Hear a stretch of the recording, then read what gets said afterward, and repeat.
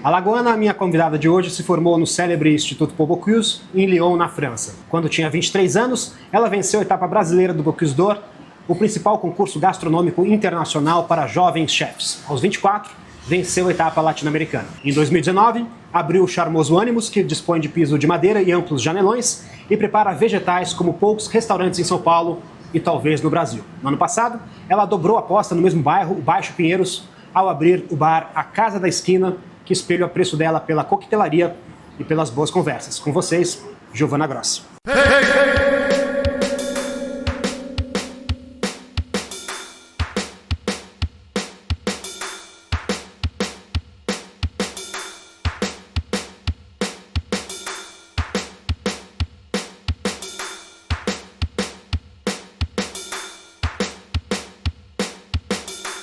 Este videocast é um oferecimento do Resposta, a maior plataforma de pesquisa e experiência do cliente e CRM do Brasil. É utilizada pelas melhores marcas e gestores que acreditam em dados e na fidelização por meio de experiências. Com tablets, QR Codes e outras ferramentas, a empresa orienta gestores de restaurantes a focar exatamente onde é necessário. Quer saber se sua equipe é atenciosa e rápida?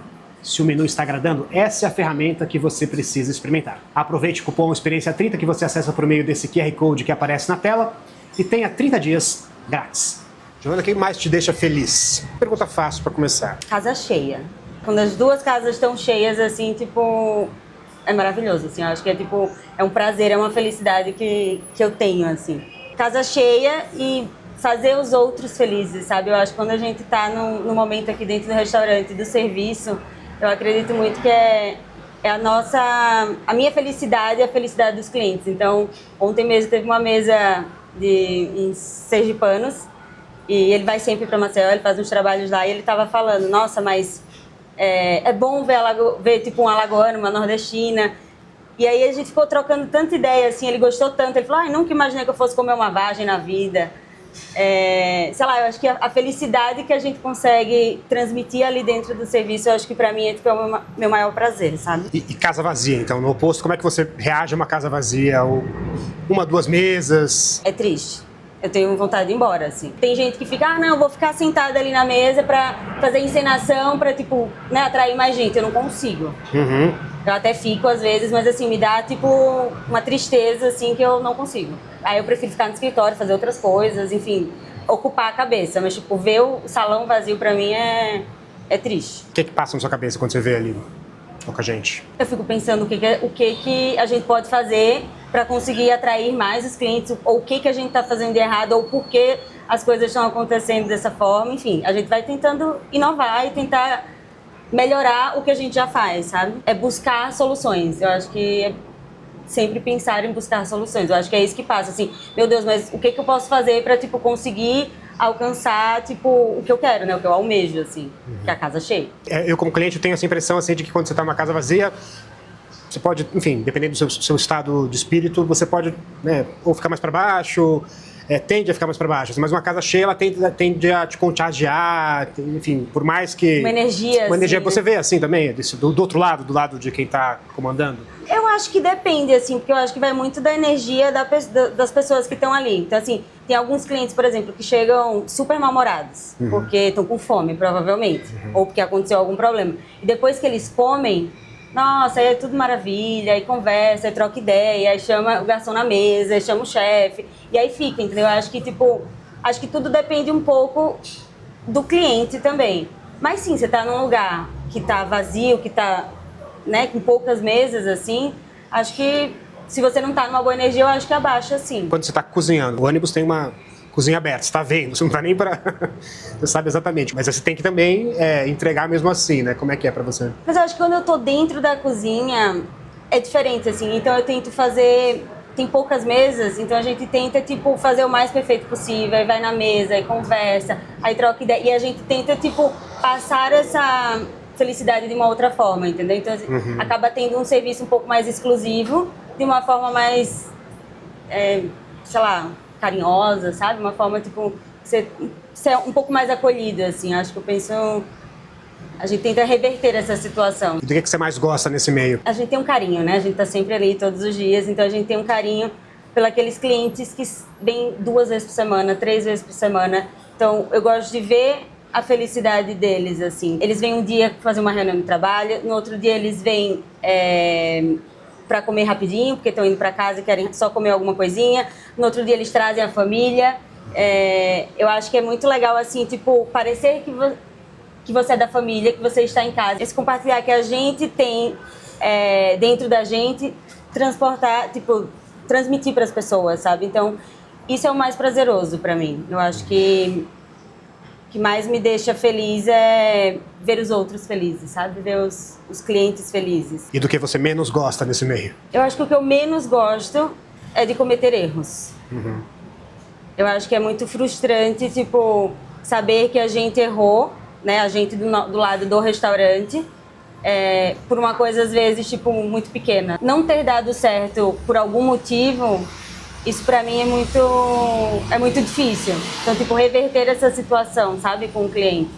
E é uma coisa que a gente trabalha diariamente, porque erros acontecem, somos humanos, e é uma coisa que eu tive que ir aprendendo, né? Você lembra da noite ou do dia que mais deu errado?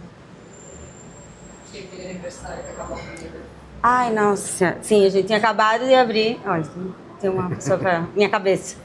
A gente tinha acabado de abrir, teve um aniversário, sei lá, um aniversário de 20 pessoas, aí tinha mais uma mesa de 40, tipo, tinha várias... Era tipo um caos, assim, tinha muitas reservas, era um dia à noite. Na verdade, começou à tarde, foi se estendendo até a noite, a casa lotou e acabou tudo. Os ingredientes? Não, acabou comida, acabou tudo que a gente tinha, assim. A gente tinha recém-aberto, então a gente ainda não tinha uma produção, tipo, não estava precisando ter uma produção tão grande, a gente não estava esperando aquele movimento e, assim, acabou tudo.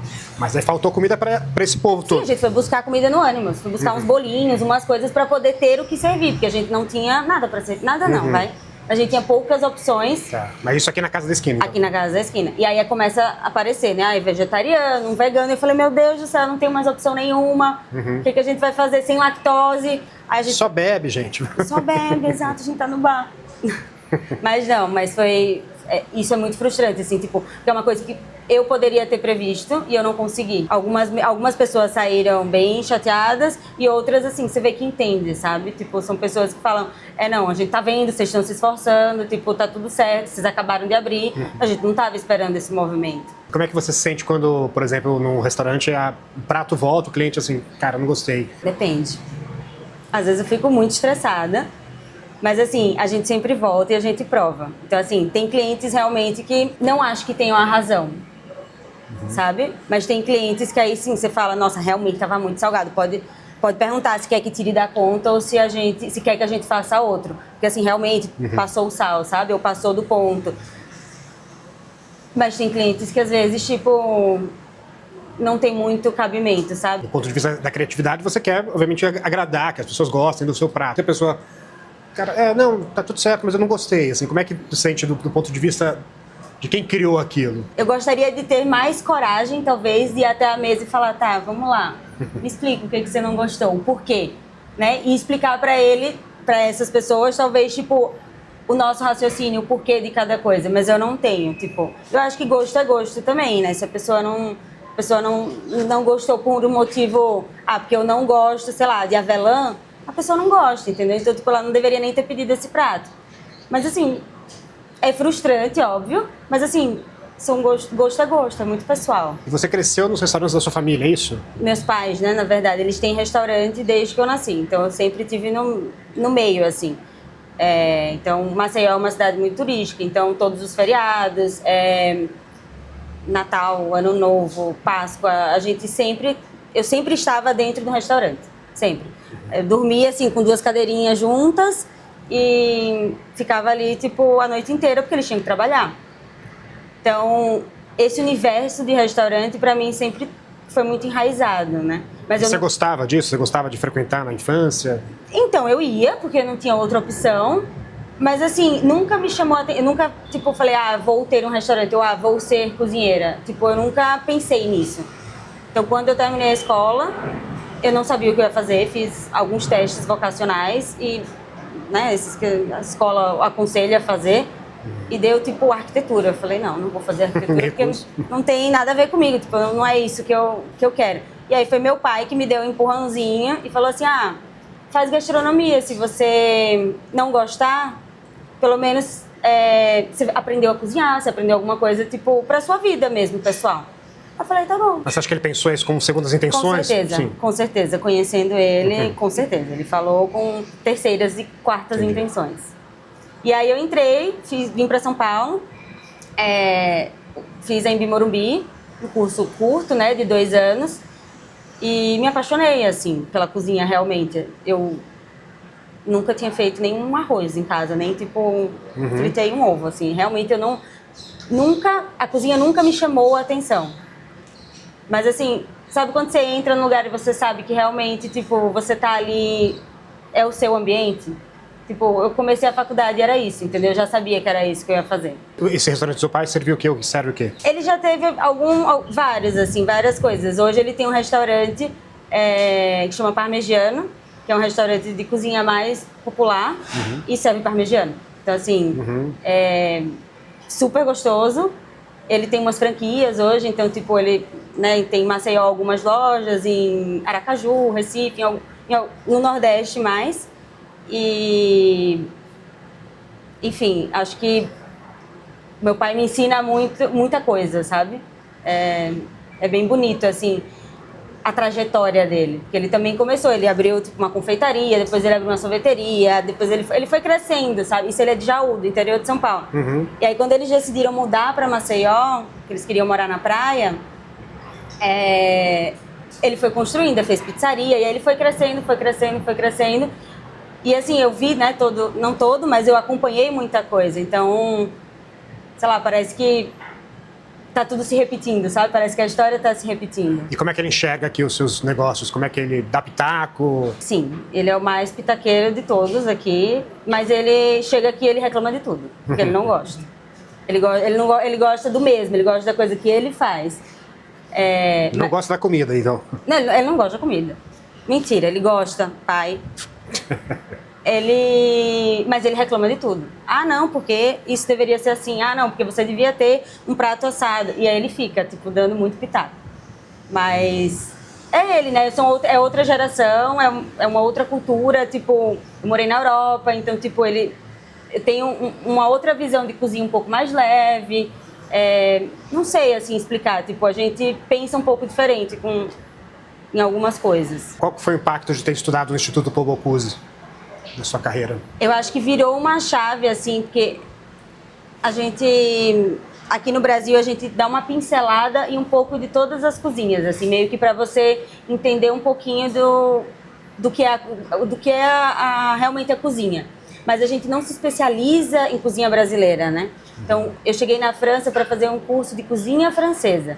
Então, assim, foram 6 meses só vendo cozinha francesa. A seriedade com que eles levam a cozinha, né, que até poucos anos atrás o brasileiro, tipo, a gente não tinha nenhum estudo, né, de cozinha, eles já estão muito mais na frente. Então, assim, eu acho que postura, hierarquia, organização, a forma com que você trata o alimento, acho que, sabe, a questão do terroir. Então, assim, se aqui eu tenho presunto cru ou charcutaria, aqui a gente só vai servir isso, a gente não vai precisar pegar a trufa de outro lugar para poder trazer para cá.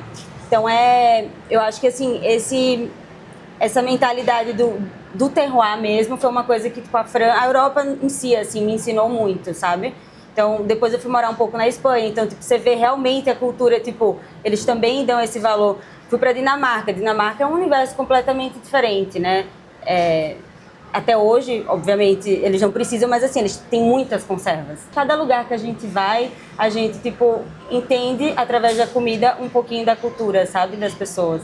Então, isso eu acho que é o que me deixa mais feliz. Tipo, de viajar e comer e entender, tipo, por que aquele país é desse jeito, sabe? É muito legal, assim, ficar pensando nisso. E o que o Animus representa na sua trajetória? O Animus foi uma decisão difícil na minha vida, porque eu sempre gostei muito de viajar e de aprender e de, né, isso que a gente estava conversando agora. E quando eu decidi voltar para o Brasil, o Animus foi tipo, eu vou criar raízes. Então, assim, ou não é o momento de criar raízes e se fixar em um lugar? Então, assim, pra mim foi tipo uma decisão assim, não.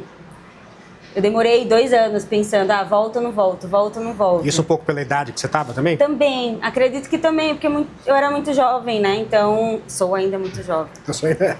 Foi difícil tomar a decisão de ter o próprio negócio e criar raízes ou continuar viajando, aprendendo em outros países, sabe? E você foi uma das empreendedoras, muitas, enfim, que teve a sorte e o azar de abrir um restaurante em 2019, né? Não foi na pandemia, mas também na hora que o restaurante estava para deslanchar, Exato. não pôde, né?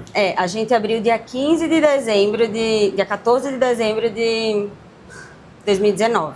E a gente abriu porque estava todo mundo contratado. Então a gente abriu alguns dias, aí teve Natal, Ano Novo, e aí, mas oficialmente, assim, para a mídia, a gente fala que a gente abriu em janeiro. Então, assim, janeiro foi ótimo. Foi um mês, assim, que mesmo sem divulgação, tipo, já tava a casa cheia, foi maravilhoso. Aí veio fevereiro, que era carnaval. E aí, quando entrou março, a gente falou, meu Deus, né? Tipo, o que a gente vai fazer?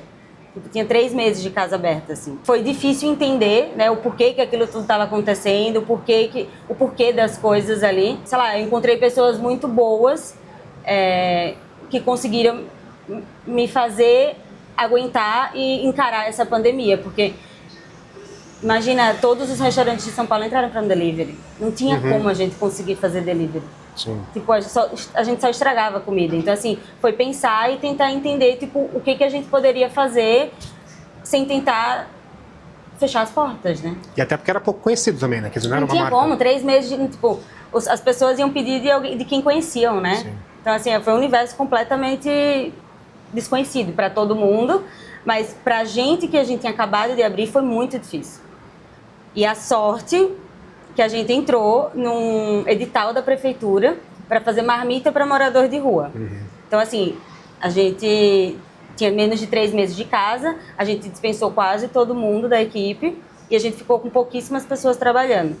E aí a gente entrou nesse edital da prefeitura e aí a gente fazia 300 marmitas, alguns meses 200, outros 100, outros 400, e a gente foi fazendo essas marmitas. Primeiro, foi muito bom para ocupar a cabeça, né? Para ajudar os outros, mas também, tipo, para nos manter vivos, né? Tipo, eu acho que foi o que salvou, foi o que conseguiu salvar o Animals, foi isso. E agora a gente está falando exatamente quase 5 anos, né, dessa época, 5 né? anos. Você lembra daquele período? Muita gente gosta nem de pensar nisso, acho que tem um bloqueio, assim, mas... Eu não lembro, eu tenho uma memória muito fraca, né? Muito fraca mesmo, e ainda para coisa ruim, pior ainda. Então, tipo, eu não lembro exatamente como foi. Eu lembro que foi muito difícil, mas assim, eu tenho minhas cabeças pensantes que estavam aqui comigo que me ajudam a lembrar. Mas você não lembra que isso aconteceu? Tipo, eu não lembro. Então, assim, pra mim é mais fácil, a dor é mais fácil porque eu não me apego a ela. E a estratégia aqui foi, de certa forma, reinaugurar o Animals, é isso? Aqui não, mas no Animals, assim, quando as coisas melhoraram, já que o restaurante ainda era pouco conhecido, foi um pouco nesse sentido de vocês? Sim, foi uma reinauguração. Pra gente foi uma reinauguração, porque foram, acho que, 5 meses depois que a gente reabriu. E reabriu as portas mesmo, né? Que a gente começou, além das marmitas, a gente fazia pedidos sob encomenda, né? Para os vizinhos. Então, assim, quando a gente reabriu, foi uma reabertura, de fato, assim... Foram várias reaberturas, né? Porque foi abres e fechas. Mas acho que foi importante, assim. Foi, acho, talvez mais prazeroso a segunda reabertura, por toda a dificuldade que tinha acontecido, do que talvez a primeira. Acho que eu fiquei muito mais feliz na segunda do que talvez na primeira. Mas com esse começo você chegou a uma hora, bom, vamos parar, não era por aí, não vai dar certo, teve esse pensamento? Eu não pensei nisso, porque assim, a gente já começou muito bem, sabe? A gente já começou... Óbvio, tinha muitas críticas, muitos erros, eram muitas coisas que estavam acontecendo, tipo, ajustes para ser feitos numa casa recém-aberta. Mas assim, a gente já sabia que estava num caminho certo, sabe? Se meu inconsciente falasse, também é um oferecimento da Casa Flora, que está completando 55 anos neste ano. Fundada como um armazém de secos e molhados em 1970, a companhia se transformou em uma das maiores importadoras do país. A Casa Flora movimenta mensalmente de 50 a 60 contêineres repletos de vinhos, cervejas, destilados, azeites, massas e molhos, entre outros produtos. Ao todo, são cerca de 1.300 itens de marcas que dispensam apresentações como Paganini e Paulaner. Os vinhos correspondem a quase 60% das importações, e um dos destaques entre os rótulos de alta gama, este aqui, o Pallas Barbera d'Asti DOC G, da vinícola italiana Michele Chiarlo, situada no Piemonte. A única casta deste tinto, caracterizado pelo frescor, é a Barbera. Colheita manual, vinificação em tanques de aço, 10 dias de maceração em contato com as peles, envelhecimento de pelo menos 3 meses em tanque de aço. Extremamente versátil, o Palaz Barbera d'Asti DOC G está à venda tanto no site da Casa Flora, quanto na rede de restaurantes e supermercados abastecidos pela importadora. Bom, vamos provar esse vinho então? Vamos. Qualquer deslize de serviço, você me avisa. Essa com esse abridor aí, tem até seu nome. Tem até meu nome. Ó, foi bem. Por favor. Obrigada. Muito Provado. bom. Muito bom. Nossa, maravilhoso. Quentinho. Só que tem que olhar nos olhos. Sim, eu sempre olho. Já que tem um vinho na mesa, assim, o que você mais gosta de harmonizar um vinho tinto desse? Olha,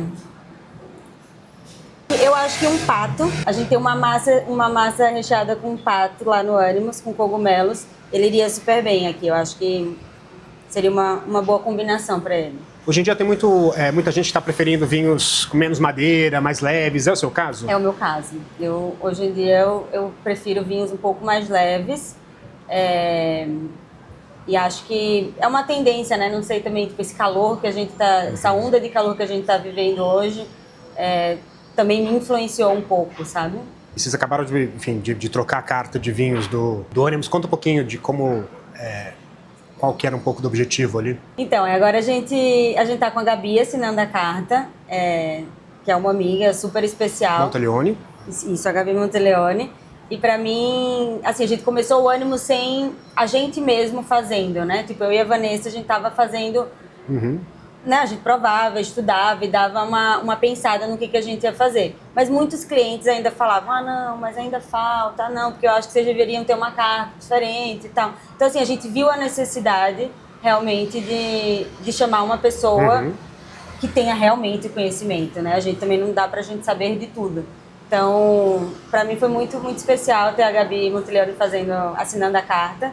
E aí foi isso, aí foi um processo, né? Ela já tinha ido no Animus, mas ela não conhecia a fundo. Então, a gente deu os pratos para ela provar, a gente conversou, tipo, para ela entender realmente como que é a nossa cozinha e para caminhar junto, né? Porque também não adianta nada, tipo, a gente tem que... Ela tem o estilo dela, mas assim, cada casa que ela vai, ela também precisa buscar, tipo, integrar no time, né? Integrar no restaurante. Qual o papel dos vinhos na sua vida? Relaxar, eu acho. Eu acho que o vinho, tipo, hoje pra mim, é a minha bebida, né? Se eu vou sair ou se eu tô em casa, assim, a minha bebida que eu abro uma garrafa de vinho, pra mim é tipo...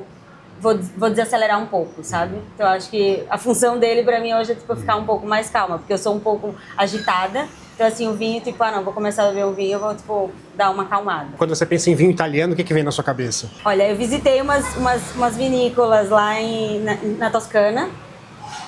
São vinhos um pouco mais parecidos com os franceses, né? Tipo, na Toscana. Mas eu gosto muito dos vinhos italianos que são um pouco mais leves, assim, né? Sou italiana também, né? Eu tenho um passaporte italiano. Então você tá em casa. Tô em casa, Giovanna Grossi. Sim. Então, acho que traz esse lado afetivo também, sabe? Familiar. Os vinhos italianos vamos trazer um pouquinho da minha história, assim, sabe? E de onde veio a ideia de você apostar boa parte das fichas, boa parte, mas dar um papel maior do que se costuma dar para os vegetais no Animus? De onde veio isso? Nunca fui vegetariana e nem nunca pensei em ser. Mas eu acredito que é fácil você surpreender um cliente com um polvo bem feito ou com um pedaço, né, uma carne bem feita, uma posta de peixe. Eu acho que é fácil, entre aspas, de surpreender com esses produtos que todo mundo já gosta, né? E surpreender com vegetal é mais difícil. Sim. Então, eu acho que pra mim, tipo, o desafio é muito maior. Então, hoje não mais, mas assim, durante alguns anos, 50% do cardápio era só vegetal. Mas aí, enfim, o pessoal ficou falando, restaurante vegetariano e tal, enfim. Aí a gente acabou, tipo, alterando. Então, ainda tenho muitos vegetais no cardápio, mas não deixo mais ser 50%.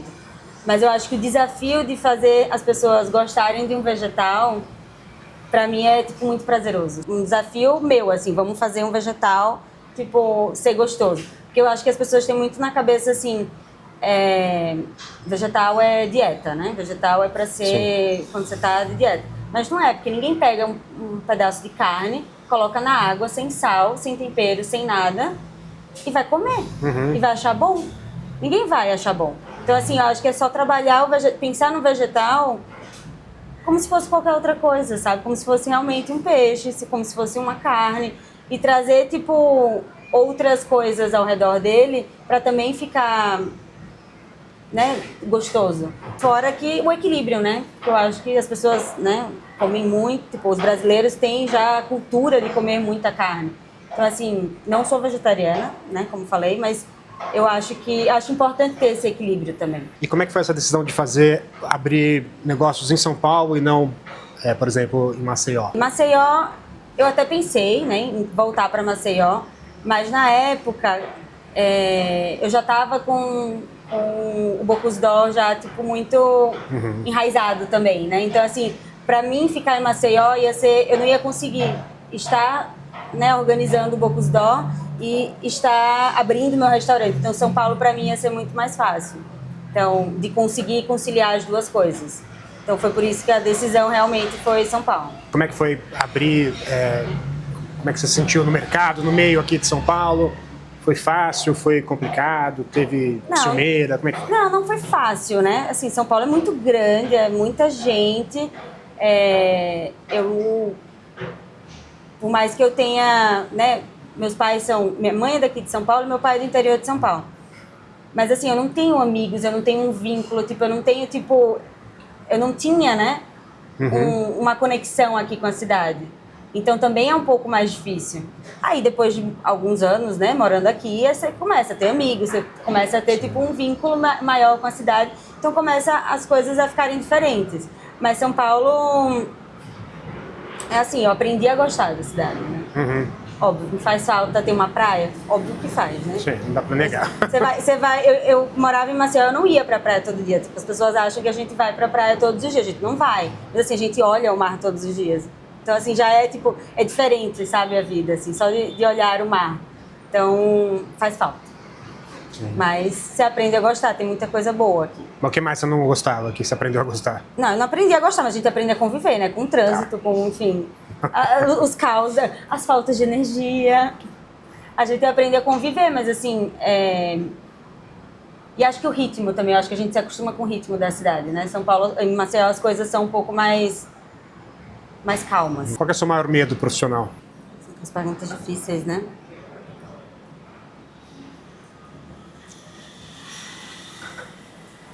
Eu acho que o meu maior medo é a rotina.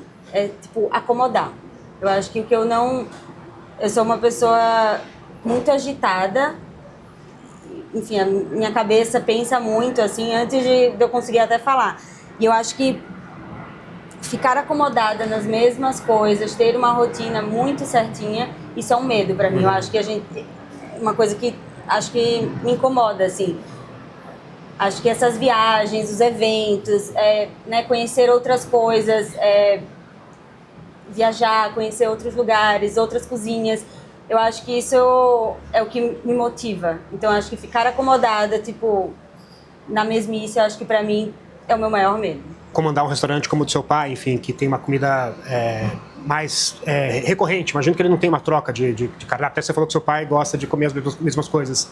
Você se imagina comandando um restaurante desse tipo? Olha, a gente nunca pode dizer nunca, né, na vida, mas vai ser difícil. Se algum dia eu precisar, eu vou fazer, obviamente, porque precisando a gente tá fazendo. Mas aqui a gente cansa dos pratos, a gente faz a mesma coisa todo dia, vamos mudar. Então, assim, acho que vai ser difícil, mas a gente faz, mas eu não me imagino fazendo isso. O maior medo na vida em geral? Eu acho que é ficar velha. Eu não quero ficar velha. Eu gosto de ser jovem, entendeu? Eu gosto de ter esse espírito de jovem, tanto que eu tenho medo de envelhecer. Do que exatamente você tem medo?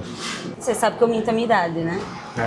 Eu até hoje, as pessoas assim, não, mas que... Às vezes saem umas entrevistas, a idade é até errada, porque eu minto mesmo. Obviamente para menos. Pra menos. Que- Eu não pra sei você? eu não sei, eu não quero ficar velha. E aí na minha cabeça, tipo, se eu omito a minha idade, as pessoas não sabem, as pessoas não vão. Não sei, eu não sei. É uma coisa que eu preciso trabalhar ainda. Como é que é para você envelhecer? Porque é um processo que, queira ou não, acontece. Como é que é para você ir olhar os anos que se passaram? Eu acho que eu tenho vontade de voltar.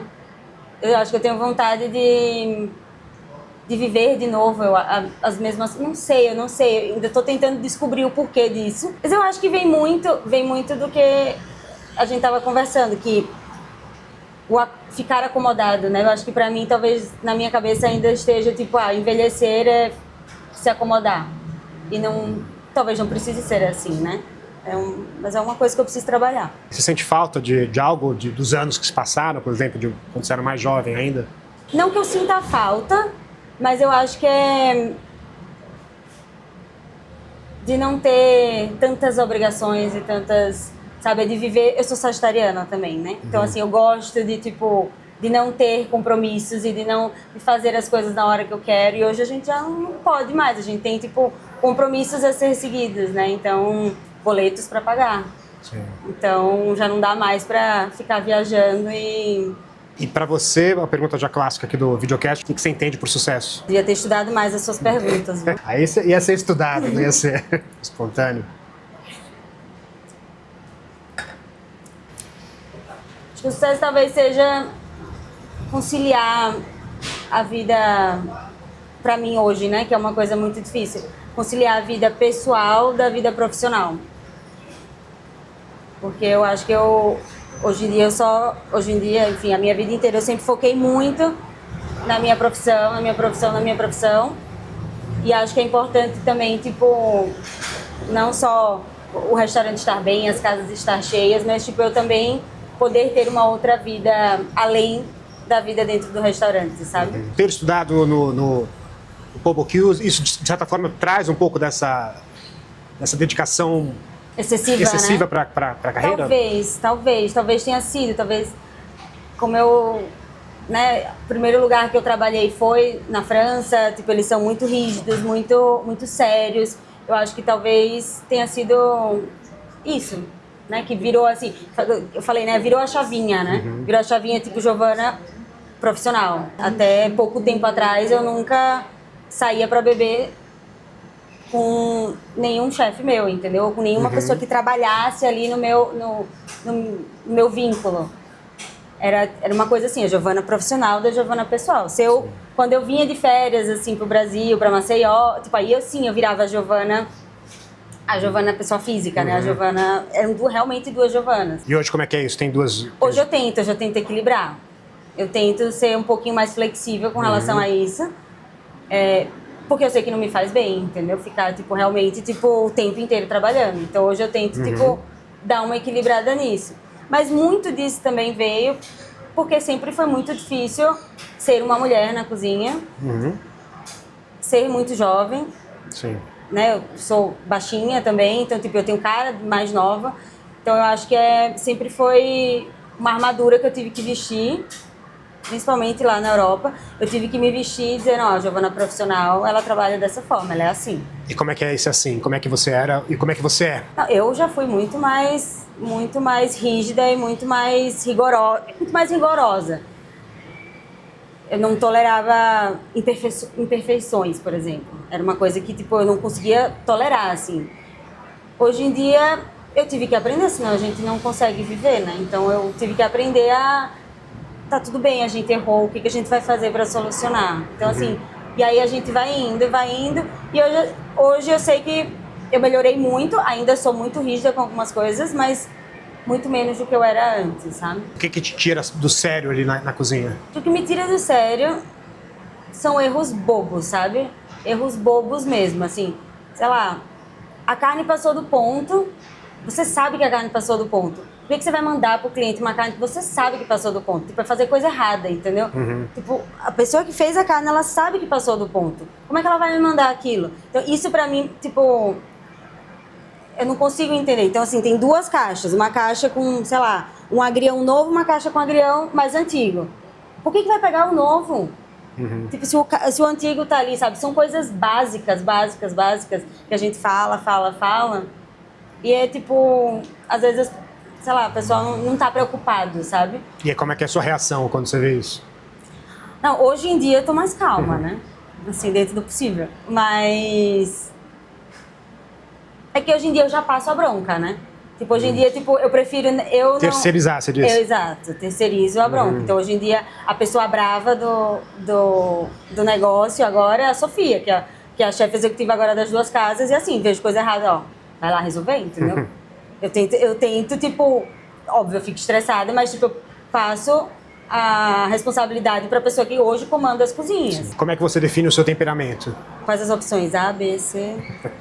Não sei o que te responder, eu não sei qual é o meu temperamento. Qual é o meu temperamento? Como é que você se enxerga? Eu acho que hoje eu me enxergo uma pessoa muito mais calma do que eu era, né? Mas ainda assim eu sou uma pessoa meio pavio curto, sabe? Algumas coisas assim, tipo, eu não consigo, assim. Sou meio paviozinho curto. Mas eu tento...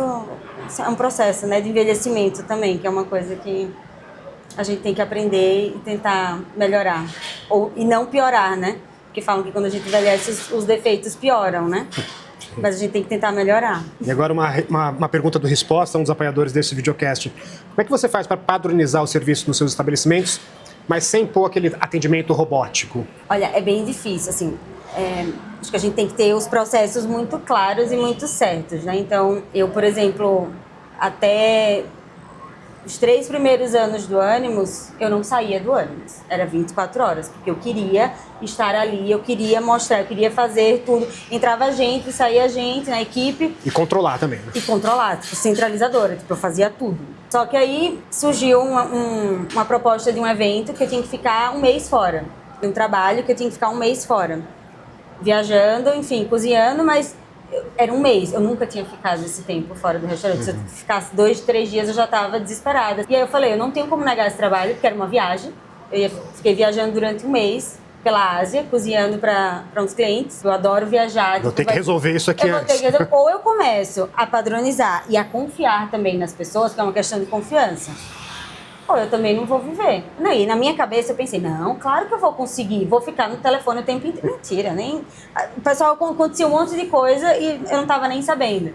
E eu cheguei aqui depois de um mês e estava tudo funcionando. Os problemas vão acontecer se eu estiver ou se eu não estiver, né? Mas eu acho que a gente precisa ter os processos muito claros e cobrar que os processos sejam feitos. Eu acho que a gente consegue fazer com que o serviço flua. Tanto o serviço a gente fala de salão também, mas o serviço também de backstage, também a cozinha, tipo o recebimento. A gente tem processos de recebimento. Então, assim, quando chega o alimento, o que você tem que fazer? Então, esses processos também têm que ser seguidos. Se desde a base os processos estão muito claros para toda a equipe, eu acho que tudo vai fluindo, sabe? Um atendimento ruim, todo o seu trabalho na cozinha e a concepção do restaurante pode... Sim. Como é que você lida com essas questões? A gente tem uma equipe muito jovem, né? A gente trabalha com jovens e um serviço... carinhoso, mas informal ao mesmo tempo. Acho que tudo é a base de conversa. Então, assim, já aconteceu vezes de, né, o pessoal do salão não estar no melhor momento e falar meio ríspido com o cliente. E aí isso volta pra gente, a gente tenta reverter. Erros acontecem, não tem muito o que fazer. Não tem, eu acho que a gente tem que tentar solucionar. São treinamentos e processos que têm que ser seguidos pra gente conseguir ter o melhor serviço possível.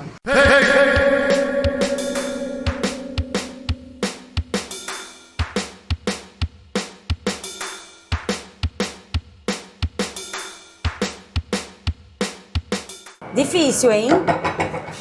Difíceis perguntas aqui.